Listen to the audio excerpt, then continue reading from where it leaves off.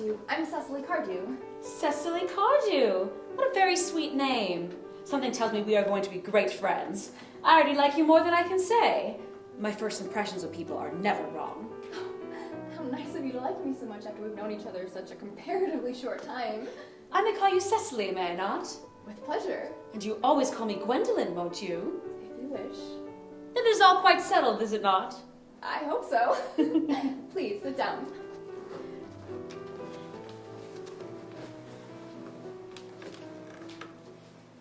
This might be a favorable opportunity for mentioning who I am.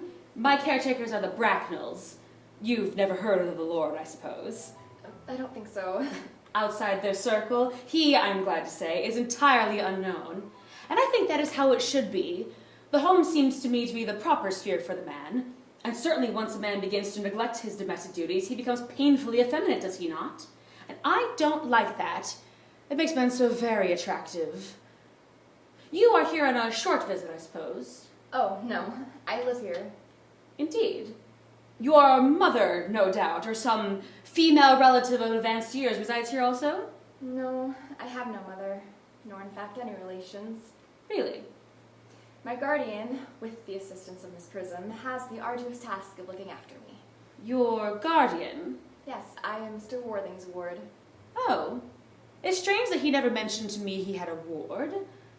How very secretive of him. He grows more interesting hourly. I am not quite sure that the news inspires me with feelings of unmixed delight. I am very fond of you, Cecily.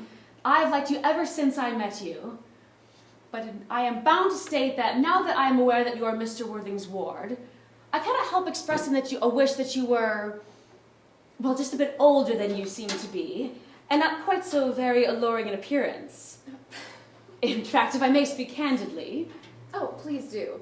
I think that whenever anyone has anything unpleasant to say, they should always be quite candid. Well, to speak with perfect candor, Cecily, I wish that you were fully 42, and more than unusually plain for your age. Ernest has a strong, upright nature. He is the very soul of truth and honor. Disloyalty would be as impossible to him as deception.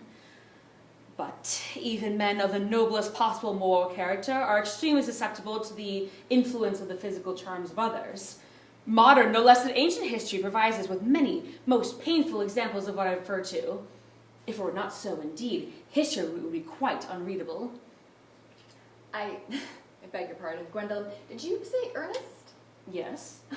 But it isn't Mr. Ernest Worthing who's my guardian. It's his brother, his elder brother. Ernest never mentioned to me he had a brother. I'm sorry to say they haven't been on good terms for a very long time. Ah, that explains it. And now that I think of it, I have never heard any man mention his brother. The subject seems distasteful to most men. Cecily, you have lifted a load from my mind. I was growing almost anxious. It would have been terrible if any cloud had come over a friendship like ours, would it not?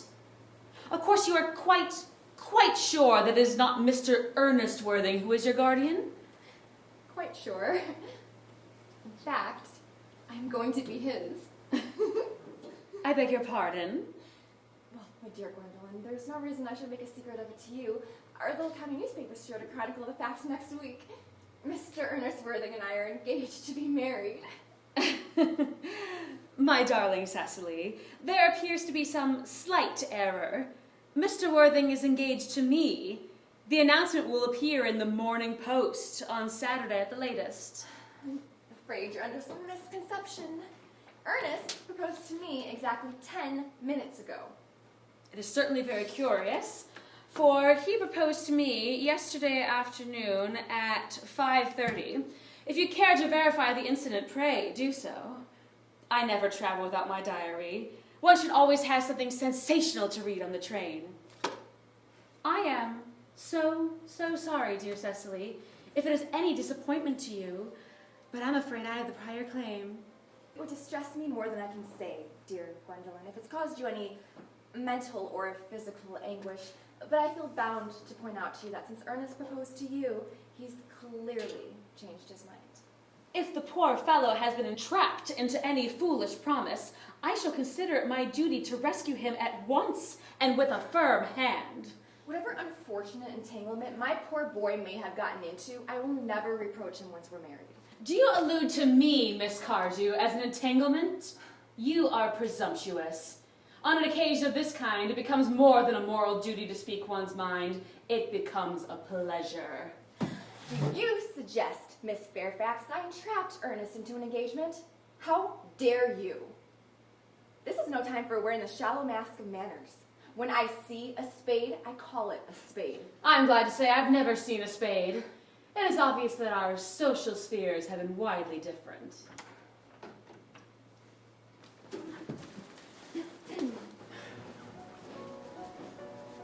Are there many interesting walks in the vicinity, Miss Cardew? Oh, yes, quite many. The top of one of the hills quite close, one can see 5 counties. 5 counties? I don't think I should like that. I hate crowds. Suppose that's why you live in town. Quite a well-kept garden this is, Miss Cardew. I'm so glad you like it, Miss Fairfax. I had no idea there were any flowers in the country. Flowers are as common here as people are in Chicago. Personally, I cannot understand how anybody manages to exist in the country. If anybody who is anybody does. The country always bores me to death. I believe this is what the newspapers call an agricultural depression, is it not? I believe it's an epidemic amongst them at the present. May I offer you some tea, Miss Fairfax? Thank you. Sugar? No, thank you. Sugar is not fashionable anymore. Cake or bread and butter? Bread and butter, please. Cake is rarely seen at the best houses nowadays.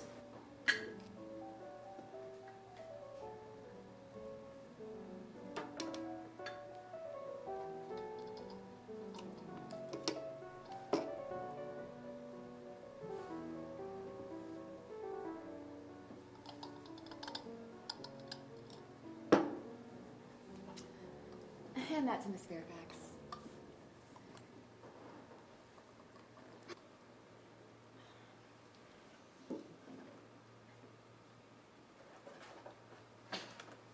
You have filled my tea with lumps of sugar, and though I asked most distinctly for bread and butter, you have given me cake.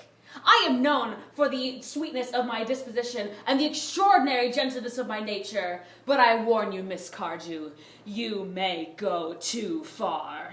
To save my poor, innocent, trusting boy from the machinations of any other girl, there are no lengths to which I would not go.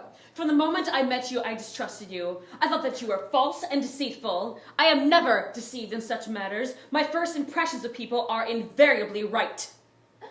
It appears to me, Miss Fairfax, that I'm trespassing on your valuable time. No doubt you have a similar nature of calls to make in the neighborhood. Gwendolyn! Ernest! My own Ernest! Oh. A moment. May I ask if you are engaged to marry to that young lady? To Cecily. God, no. What? Why would you even think something like that? Thank you.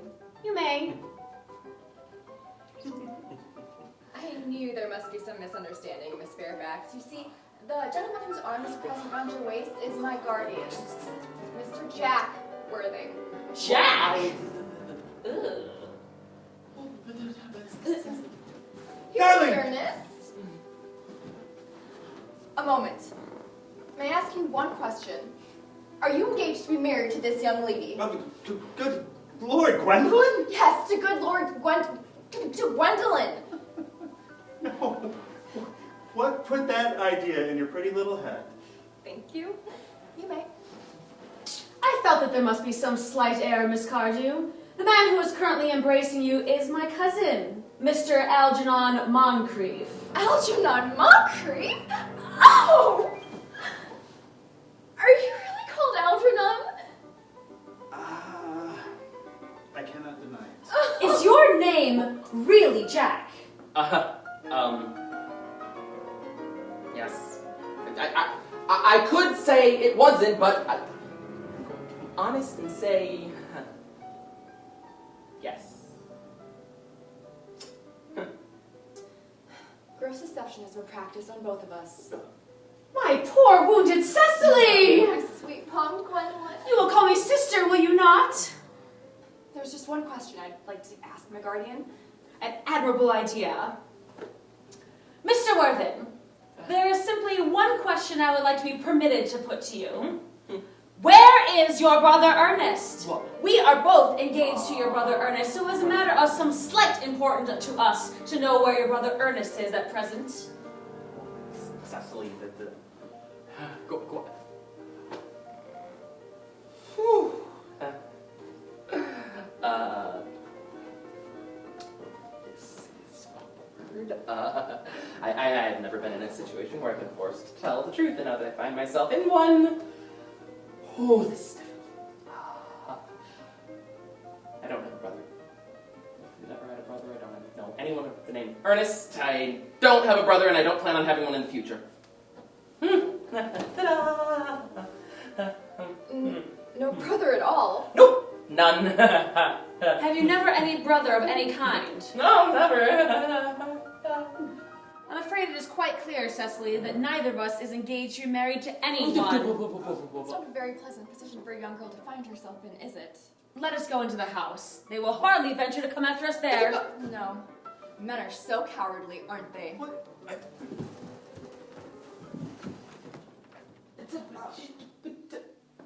Oh. This train wreck. This horrendous state of affairs. This is what you call Bunbury? Oh my God. Yes. What? And a perfectly wonderful Bunbury it is! The most wonderful Bunbury I've ever had in my life! Yeah, well, you had no right to Bunbury here. Well, that's ridiculous. One has a right to Bunbury wherever one chooses. Any serious Bunburys would tell you that. Serious Bunbury? My God, Algernon.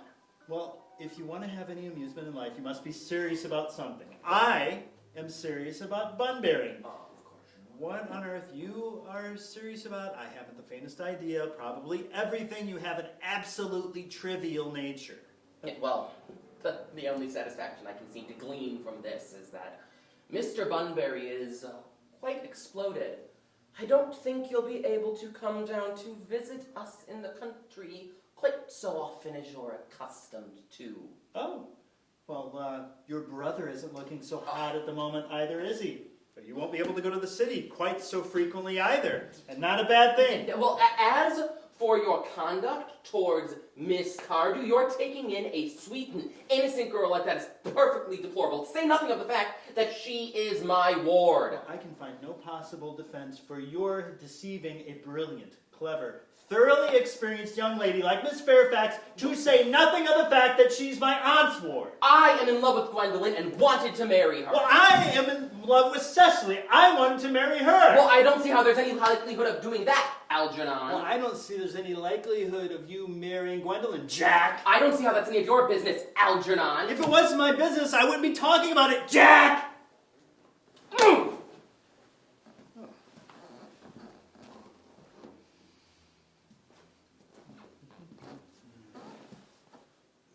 It's very vulgar to talk about one's business. Only stockbrokers and people like that do it, and then only at parties.